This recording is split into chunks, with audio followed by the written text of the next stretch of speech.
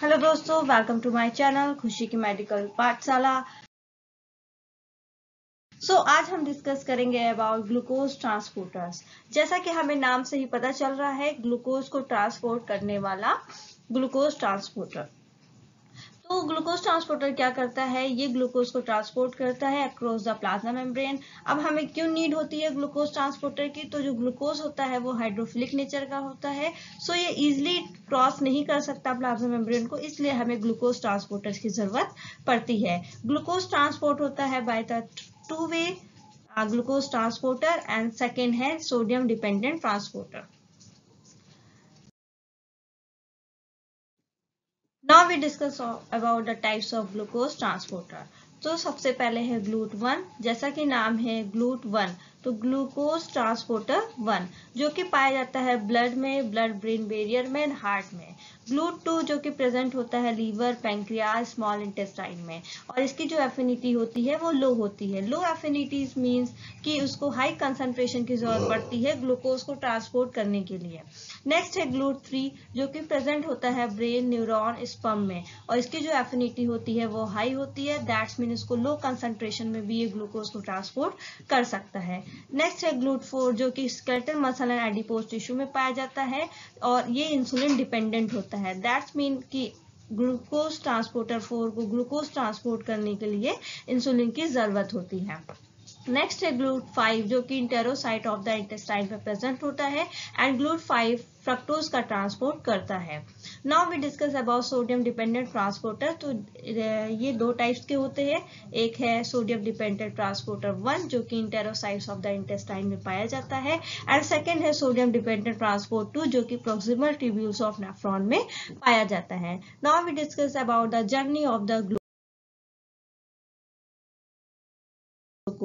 जैसा कि जब हम कार्बोहाइड्रेट रिच फूड लेते हैं और उसका हमारी बॉडी में डाइजेशन होता है, तो अब हम डिस्कस करेंगे कि डाइजेशन होने के बाद ग्लूकोज कहाँ कहाँ किस किस सेल में कैसे एंटर करता है और क्या क्या करता है।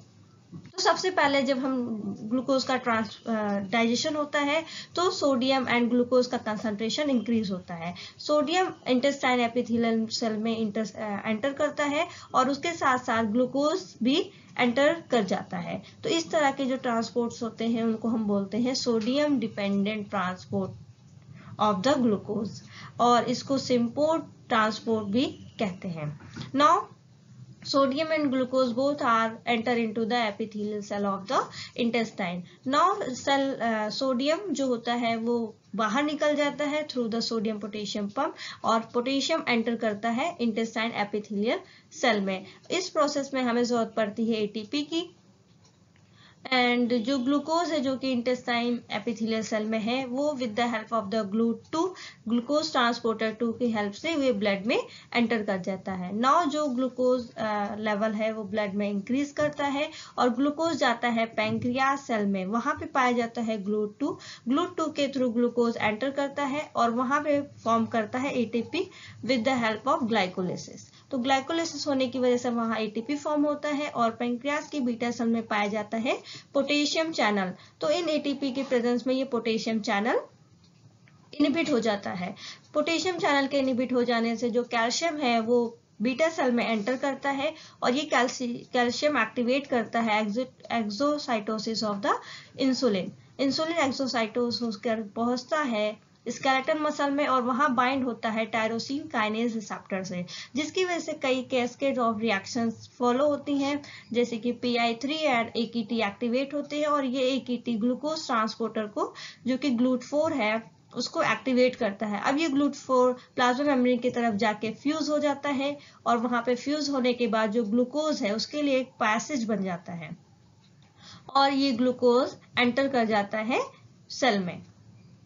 नेक्स्ट जो भी ग्लूकोज है वहां पे लीवर सेल में पाया जाता है GLUT2, तो GLUT2 के थ्रू ग्लूकोज एंटर कर जाता है लीवर सेल में, और ये ग्लूकोज लीवर सेल में कन्वर्ट हो जाता है ग्लूकोज 6 फॉस्फेट में।